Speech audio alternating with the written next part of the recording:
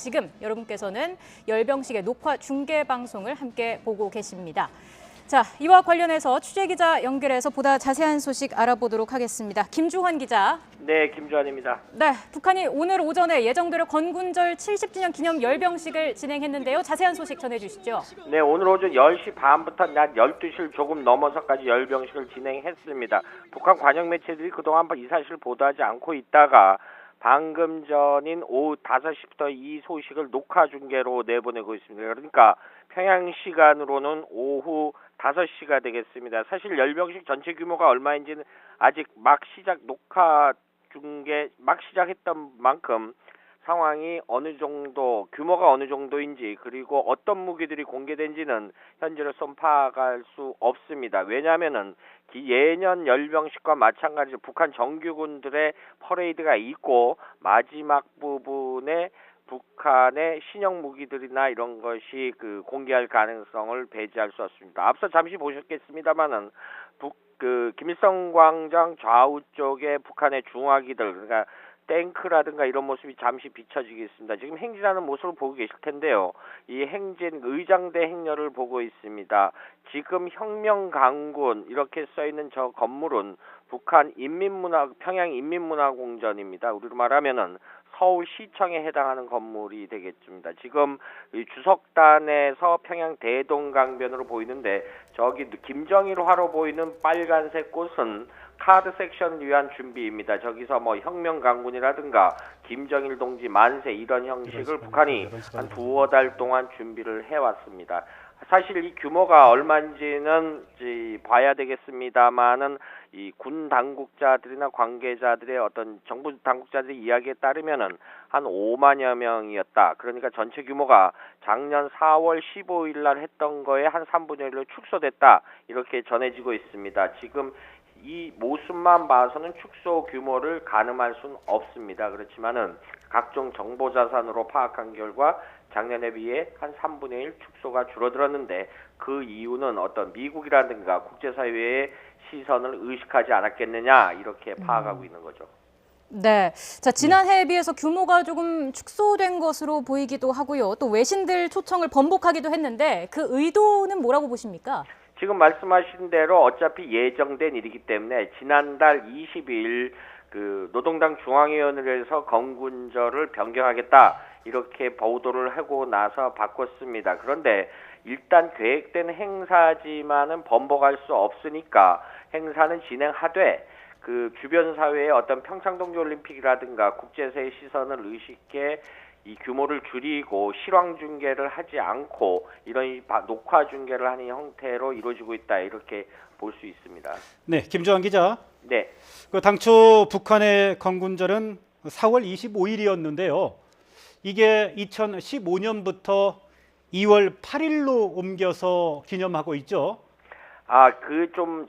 정리가 좀 필요한 부분인데 사실 북한 정규군이 창건된 거는 1948년 2월 8일이 맞습니다. 그래서 쭉 해오다가 1978년도부터 4월 25일 날 김정일 집권 시절에 4월 25일로 바꿨습니다. 그 이유 중에 하나는 4월 25일이 김정일 위원장의 엄마 김정숙이 항일혁명 투쟁을 벌였다라고 해서 지정을 하다가 그래서 4월 25일로 쭉 이루어져 왔습니다. 그러다가 올해 들어서 다시 실제 2월 8일로 바꿨죠. 물론 2월 8일이 건군절이라는 것은 김정은 집권 때부터 표현이 언급됐습니다. 그런데 퍼레이드를 2월 8일 날 실시한 것은 이번이 처음이다. 이렇게 정리할 수 있습니다. 네. 그리고 김주환 기자. 네, 말씀하시죠. 오늘 북한 열병식에서 가장 관심이 가는 대목이 과연 ICBM 대륙간 탄도미사일, 그러니까 북한이 자랑하는 화성 14형과 화성 15형 같은 ICBM 같은 전략 무기가 공개될지 여부인데요. 지금 녹화 방송이 계속되고는 있지만 이런 전략 무기가 등장하는 장면은 보이지 않는 것 같군요. 사실은 어떤가요? 지금 녹화 분량이 얼마나 된지는 파악이 안 되고 있는데 과거의 전례를 비우면은 마지막 부분에 등장합니다. 그래서 전체 분량을 북한이 어느 정도 내보낼지는 다 봐야 되는데요. 그런데 예. 지금 이 규모면에서 보면 주석단의 모습도 보이지 않고요. 오늘 평양의 오전의 날씨가 영하 11도였다라고 합니다. 굉장히 추운 날씨였죠. 네. 그런데 지금 2월 8일이라고 볼 수 있고요. 주석단에 김정은 위원장이 나와 있는지, 그렇게 북한국 고위 관료들이라든가 이런 모습이 화면상으로는 보지 않습니다. 그런데 지금 작년과와 차이를 보면 주석단이나 어떤 관람석 규모가 다소 작아지지 않았느냐, 이렇게 볼 수 있습니다. 예. 자, 앞서 북한 조선중앙TV는 열병식 관련해서 예고 방송을 하지 않았는데요. 이건 또 이례적인 일 아니겠습니까? 사실은 그 북한 매체의 특성을 우리 대한민국의 방송, 정규 방송 편성과 같이 보면은 좀 곤란합니다. 그런데 예고는 안 했습니다만은 오후 편성이 한 2시간 동안 편성이 다른 거와 특징이 있었습니다. 그래서 지금 관계 당국에서는 그런 지금 열병식 관련 병식을 하지 않았겠느냐 이렇게 했는데, 지금 잠깐 보였는데 아무래도 김정은 위원장이 저 빨간색 카펫을 통해서 사열을 하기 위한 모습이 비춰지지 않았느냐 이렇게 네. 추정할 수 있죠. 지금 양측의 화면 왼쪽으로는 북한국 고위 관계자들의 모습이 보이고요. 오른쪽에는 뭐 최룡해 부위원장 등 이런 지금 화면에 보이죠.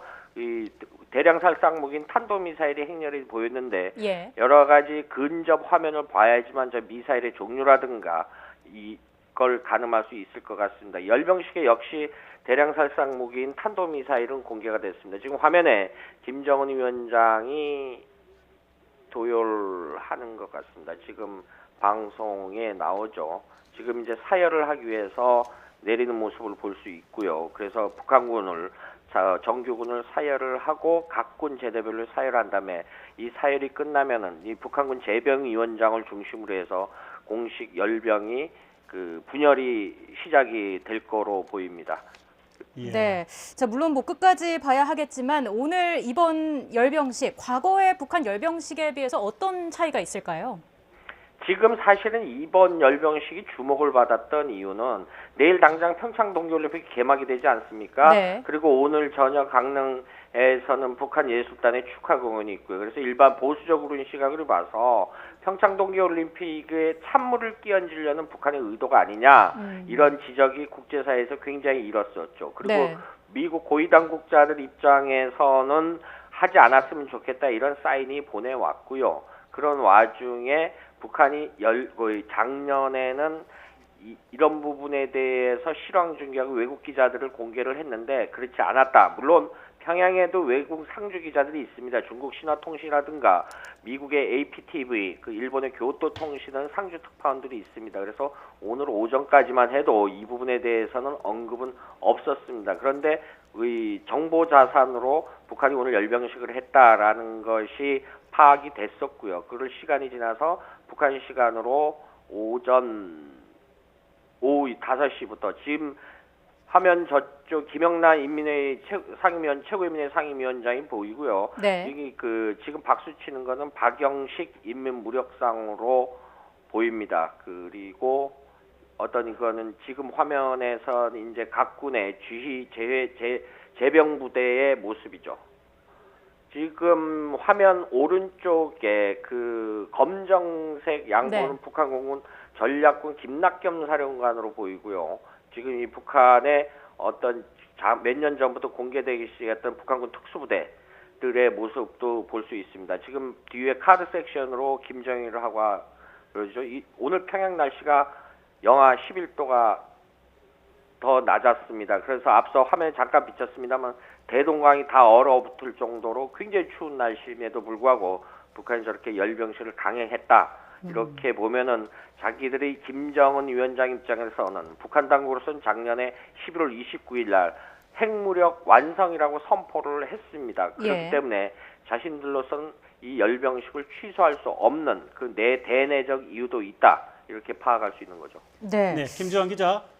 지난해 4월 15일이죠. 그러니까 김일성의 105번째 생일을 맞아서 진행됐던 태양절 열병식에서는 대륙간 탄도미사일 등 전략 무기가 대거 선보이지 않았습니까? 네, 그렇습니다. 그런 것과 비교하면 이번에 열병식은 규모 면에서는 확실히 좀 축소된 걸 확인할 수 있죠. 예, 지금 뭐 여러 가지 행사인데 무기 도열이 어디쯤에 서 있는지는 이 지금 화면상으로는 파악할 수 없고요. 근데 잠시 앞서 지나갔습니다만은 그 북한의 탄도미사일들, 그러니까 이동식 발사대라고 하죠. 이동식 발사대에 실려 있는 탄도미사일들이 분열을 대기하는 모습이 이 화면에 잠깐 비춰졌습니다. 그래서 그런 무기들이 실제 열병식을 하는 동안에 카메라에 근접을 촬영했지만 우리 정보 당국에서 이것이 새로운 뭐 화성 15형이라든가 아니라든가 이런 것을 파악할 수 있습니다. 실제